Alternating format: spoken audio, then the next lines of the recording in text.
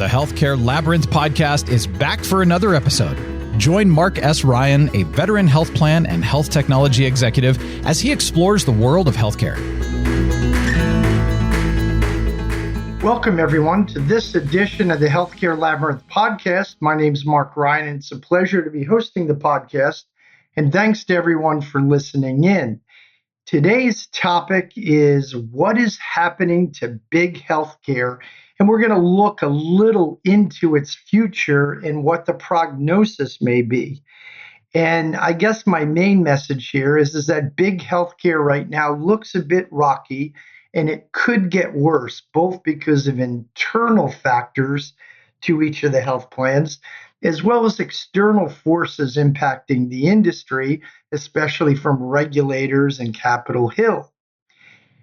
So again, we'll take about 3 breaks here. We'll probably have about an average length podcast, but let's get right into it. So just a few years ago, investors were absolutely enthralled with big healthcare, the massive companies that led vertical integration and seemed to be delivering strong margins and robust outlooks for investors.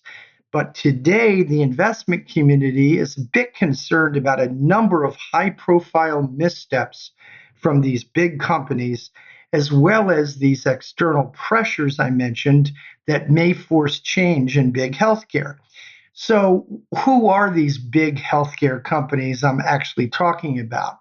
Well, of course, I focus on the big companies that have insurers as a major piece of their business. So this includes United Health Group, Elevance Health, the Cigna Group, CVS Health, Centene Corp, Humana, and Molina Healthcare. Of course, there are other very large healthcare companies with insurers, but these are sort of the big 7 that are publicly traded. Most of these entities, again, have either large concentrated insurance lines or are combination insurers and service providers. And we'll give you a little more detail on that coming up. So let's take them one at a time, give you a little bit of a profile of these 7, as well as discuss some of the missteps of late that some of them have made. So let's start out with the granddaddy of them all, United Health Group. United is really very much a model for some other companies that we'll be talking about as well. It's sort of the most successful vertically integrated mega entity in healthcare out there. United has made fewer missteps than most of these other entities, except I would say for the massive Change Healthcare cyber attack that crippled the nation for months this year and still is having impact. Change Healthcare is part of Optum, United Health Group's mega services entity. The cyber attack will cost United billions over time to sort out and likely mean huge fines for the company. It clearly is a black eye for United Healthcare. What we know so far about the cyber attack is that United concentrated solely on acquisition to add to margin. It did little to nothing, at least in the experience of Change Healthcare, to modernize and integrate the technology it acquired into the broader enterprise. It also appears to have invested little in security. Its Optum Rx Pharmacy Benefits Manager, or PBM, is also facing some challenges through an antitrust lawsuit from the Federal Trade Commission. This lawsuit has also been filed against 2 other big PBM entities as well. United stock is not off a whole lot this year, so that Change Healthcare misstep hasn't really impacted it too much, and its financials remain pretty strong. It's sort of the exception in many ways to the problems that big healthcare are facing. Again, it's only about 6% off its yearly high right now. Let's turn next to Elevance Health. While it is busy building its Carelon Services entity, Elevance is having a hard year financially. Its stock has dropped from over $560 per share to about $415 per share, although it's doing a little better based on its Q3 announcement financially. Elevance is being hit by the higher medical expense that many others are seeing in the insurance world, lower Medicaid enrollment because of redeterminations, lower Medicare Advantage and Medicaid managed care rates, and lower, of course, MA star scores. Let's next go to the Cigna Group. Like United Health Group, Cigna is doing better overall as it too builds out its growing Evernorth services unit. I would rank Evernorth as sort of the second best services unit of a major healthcare company, in back, of course, of Optum. CEO David Cordani of Cigna is selling his poorly performing MA line to Healthcare Service Corporation, a Midwest and South Big Blue, in favor of the Evernorth growth push. But talks are rumored to be back on to acquire MA concentrated Humana. CEO Cordani recently threw cold water on such talk without totally closing the door on an acquisition. Like with OptumRx, Cigna Group's PBM Express Scripts also faces that FTC lawsuit on anti-competition grounds from, again, the FTC. Cigna stock is off about 9% from its yearly high right now, so not really drastic. Again, probably doing a little better than most of the big healthcare companies. CVS Health. Well, CVS Health is perhaps in the worst financial shape. It just ousted both its Aetna insurer president, which is really struggling, as well as the overall company's CEO, Karen Lynch. Its stock has slipped this year from over $80 per share to about $56 per share as of this recording. Aetna, again, is bleeding financially with a medical loss ratio that could be about 95%. That's just huge for a fairly integrated commercial Medicaid and Medicare insurer. Its pharmacies are performing poorly as well after a huge boost during COVID. Its Caremark PBM is the third of the big three PBMs that are facing that anti-competition FTC lawsuit. That FTC lawsuit initially is focused on insulin prices, but it probably will be expanded to other areas in the near future. Let's talk about Humana. Like CVS, Humana is the other big healthcare company that is hurting hard. MA dominant Humana stock has slipped this year from over 520 per share to about 260, perhaps the worst performance out there. The decline is tied to a perfect storm of low rates, dropping MA star scores, surging medical expense, and new restrictive regulations from the Centers for Medicare and Medicaid Services. Earlier, Humana and Cigna, again, were on the verge of merging. The deal fell through.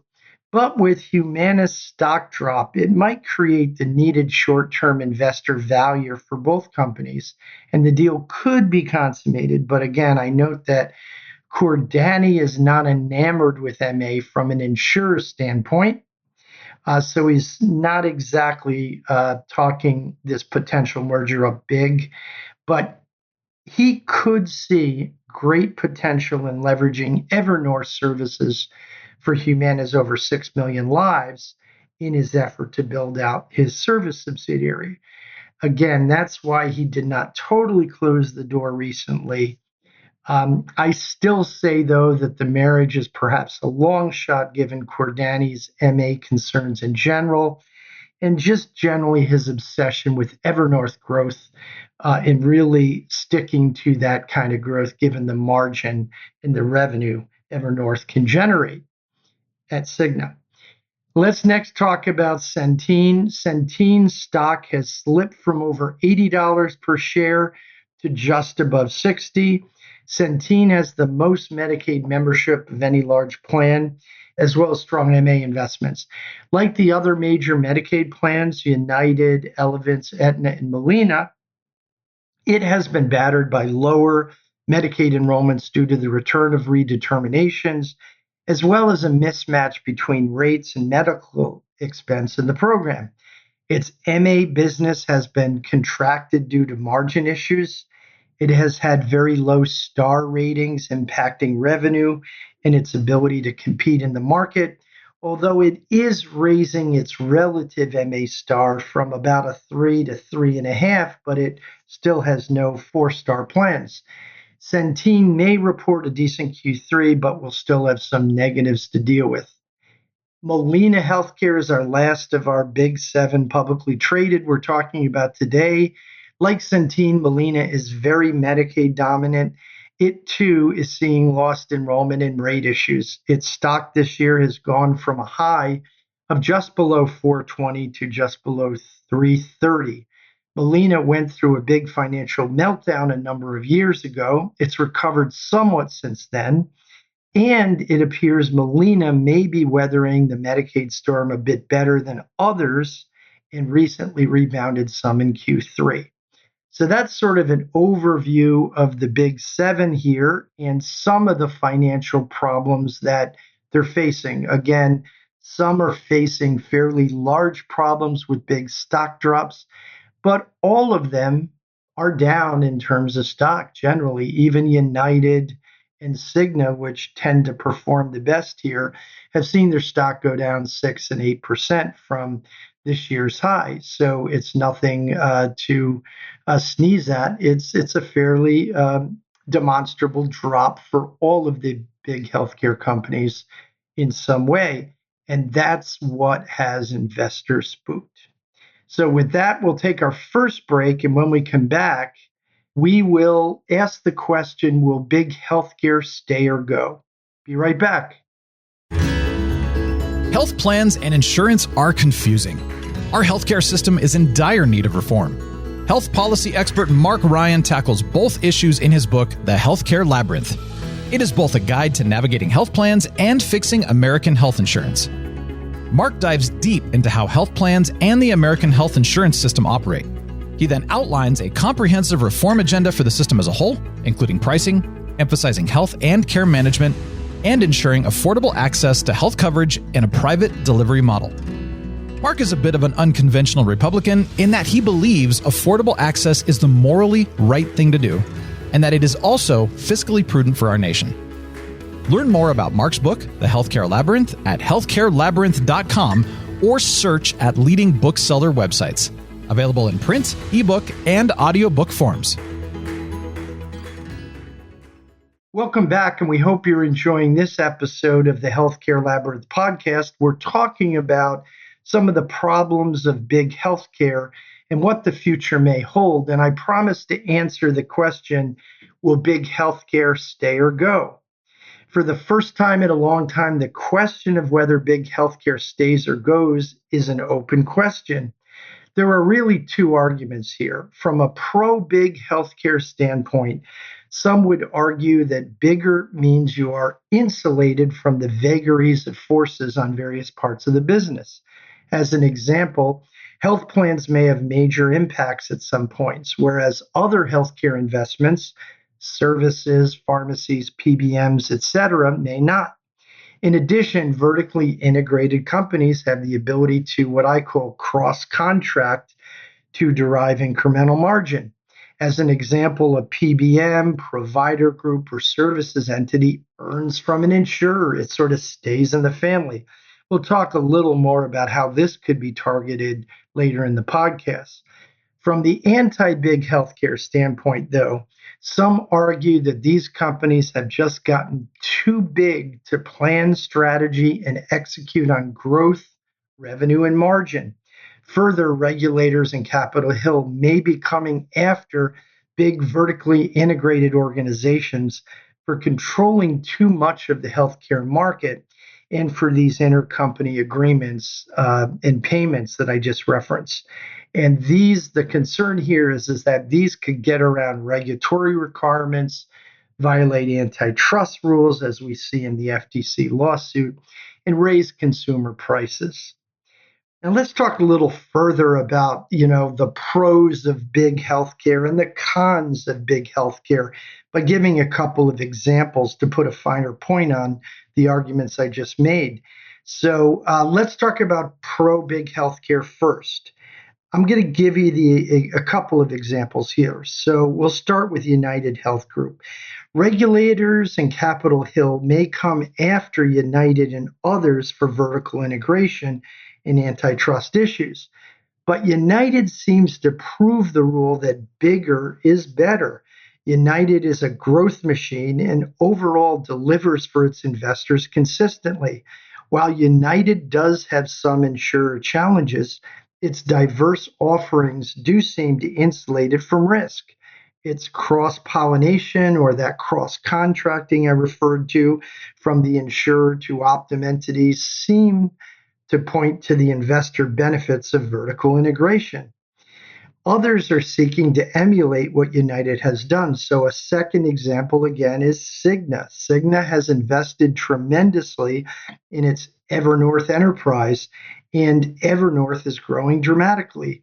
If it does steal Humana, again, we're not sure, and it's probably not probable, but the Cigna Group then would look even more like United Health Group. And last in this pro-big healthcare category, Elevance Health is far behind both Cigna and Optum in building a service entity, but it's building it big with Carelon, and it's making big investments there. So together, all three of these companies, Elevance Health, the Cigna Group, and United Health Group, all seem the best insulated in the current environment. Again, leading to substantiate that pro-big healthcare is better argument.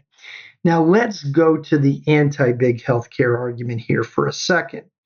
It would appear that at least CVS Health is rethinking whether bigger is always better. Rumors out of CVS and in the investor community are that CVS is thinking about splitting up. Now, the new leadership at CVS Health has sort of backtracked from this, but it's still out there. If they can't turn the company around, splitting it up may be the only option.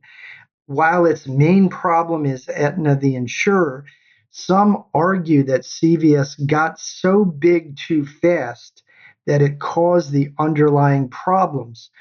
Big created a frenzy at CVS Health to grow with too little focus on financial discipline and margin. Some argue that repairing CVS again will require the breakup of its insurer, pharmacy, and other assets. As for the other companies that I mentioned earlier, they make arguments on both sides of the debate. Let's look at Humana. It bet big on the lucrative nature of MA. While it has developed some other healthcare entities, its main focus remains just MA and to some degree Medicaid. MA is still a good bet over the long term, but the Cigna-Humana merger talks again point to the need to diversify and insulate investors. On the flip side, some argue that Humana's big MA growth strategy the last few years may have caused its financial issues. So on one hand, it may not be big enough to be insulated, but on the other hand, it may have grown too big in MA too fast, and that is the root of its problems. Let's talk Centene. Its recent less than disciplined growth in Medicaid and MA may have led to its current financial struggles. On the other hand, without major investments in non-insurance ventures, it may be subject to increased risk. Molina, it is heavily dependent on Medicaid with some MA. Medicaid is a low-margin business and is subject to economic trends and the vagaries of politics and policy, so it may not be big enough to some degree. So I hope that those examples give you sort of a little bit more of a feel for why big is better and why big may not always be better as well. So with that, we will take our second break, and we'll come back and talk about how the government may influence what actually happens with big healthcare. Be right back. Lilac Software is proud to work with the Healthcare Labyrinth website to educate people on the healthcare system. At Lilac, we believe transparency is so important in healthcare. The healthcare system is opaque, and Lilac is trying to bring clarity to data and unleash the best member care, reduce costs, and improve outcomes. Our cloud-native payer platform revolutionizes data insights and analytics. Plans have all the data they need, but in silos locked away in point solutions. At Lilac, we solve the data fragmentation problem and help plans turn complex data into actionable insights, leading to greater operating leverage, tight cost controls, and healthier members. Health plans can improve STAR scores, reduce medical expense, drive revenue, and more. Quite simply, with Lilac, you can drive better business and health outcomes. Learn more at lilacsoftware.com. Welcome back, and we hope you're enjoying this episode of the Healthcare Labyrinth podcast. We're talking about big healthcare. Is it good? Is it bad? What does the future hold? And our next question in the podcast is really about how could the government influence what happens with big healthcare? Well, as I alluded to, regulators from CMS to the FTC, as well as Congress, could heavily influence whether big healthcare gets bigger or eventually downsizes or even splits up. Here are some major issues in the policy arena that could impact big healthcare. The antitrust agenda and whether big healthcare is too big. The Biden administration has been especially keen on the issue. A Harris administration would continue it. Whoever is president, it stands to reason that Congress will be focused on the cost and access impacts of both insurer and provider consolidations. So we are recording this before the recent election, but in some ways, whether Harris or Trump wins, I think there is going to be much more scrutiny on the cost and access impacts of these consolidated entities. As noted already, the FTC is already suing the big three PBMs on the insulin pricing. And again, these suits are likely to be expanded. So that antitrust agenda, while it would probably be more active with the Democratic White House as opposed to a Republican one, I think there's still going to be significant activity there, and that clearly impacts big healthcare. Vertical integration and intercompany transfers. As a subset of that antitrust agenda, intercompany transfers are agreements between sister companies within big healthcare enterprises, as I've alluded to. They have the effect of keeping revenue within the overall company and driving margin. These intercompany agreements are growing at the major diversified healthcare entities. Three big areas include agreements between insurance entities and owned provider groups, service entities that provide services to control medical expense, and the agreements between health plans and PBMs. There is a growing concern that such agreements are not arm's length, are written to be more expensive than external agreements, and get around the minimum medical loss ratio that is in force in most insurance segments. Regulators in Congress are looking at these agreements and whether vertical integration must be stopped and rolled back. So again, tying the antitrust agenda and vertical integration a little bit together, I think you're absolutely going to have a big deep dive into these vertical integration and intercompany transfer issues, separate and apart from a broader potential antitrust agenda out there. And I think the vertical integration and intercompany transfers are really going to be a big topic of both the regulators and Congress. Next, let's talk about PBM reform. While PBM reform has eluded Congress for some time, betting odds are that it will pass in the next year or two. This could ban many current practices, for example, spread pricing, and bring about increased transparency. This could lead to a slow but sure growth of the so-called transparent PBMs and models out there. This will put significant pressure, especially on the big three PBMs, Express Scripts, CVS Caremark, and Optum Rx. So that clearly would impact big healthcare as well. Drug negotiations. If drug negotiations are somehow expanded in Medicare or even to commercial, it could also fundamentally change how PBMs and other drug channel entities operate. So again, another big consideration for big healthcare, the Change Healthcare cyber attack. Congress is sure to continue to look at the huge hold United has over vast parts of the healthcare system, pharmacies, providers, hospitals, and health plans. And what I mean by this is not so much that they own these, although they do own many of those same assets, but how Change Healthcare and Optum actually have a big holdover all these other independent entities out there through their vast holdings. The inquiries from Congress and even regulators on this issue could go beyond United to other healthcare entities as well and be another focal point of big healthcare. MA reform. Betting odds are that more prior authorization, risk adjustment, payment, star, marketing, and benefit reforms will occur over the next few years. This is regardless of who is president or who controls Congress.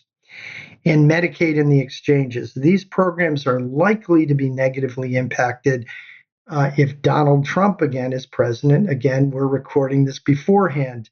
But even under a Harris administration, budget pressures at the state and federal levels could mean tighter times in general.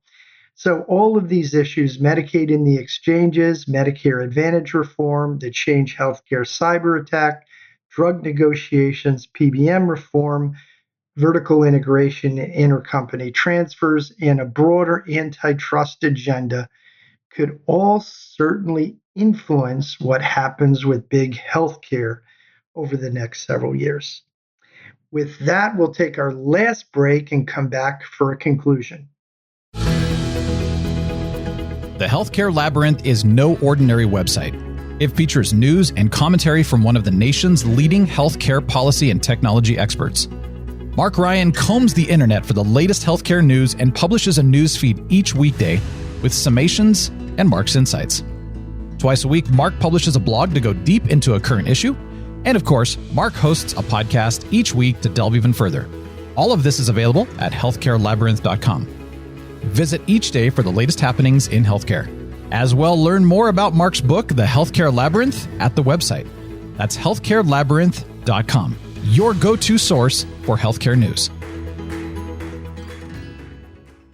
Welcome back, and we hope you're enjoying this episode of the Healthcare Labyrinth podcast. We're talking about big healthcare, the pros, the cons, and what the future holds. And we promised you just a little bit of a summarization of what we talked about here. So, in my mind, big healthcare will be around for many years to come, but regulator and congressional actions could begin to slow down the frenzy to acquire and consolidate at big healthcare.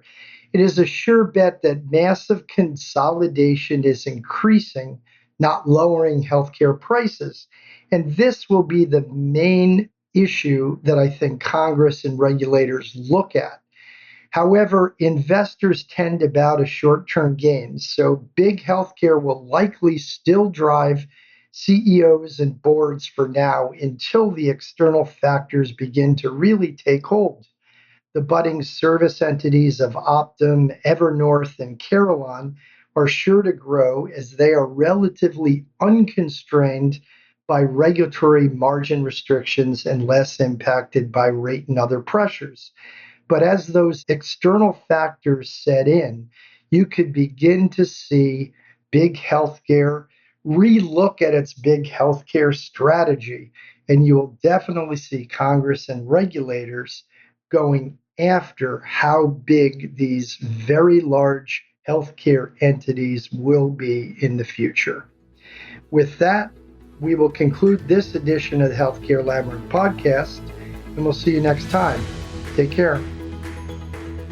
Thanks for joining Mark and the Healthcare Labyrinth podcast. Go to healthcarelabyrinth.com each day for the latest healthcare news. See you next week on the next Healthcare Labyrinth podcast.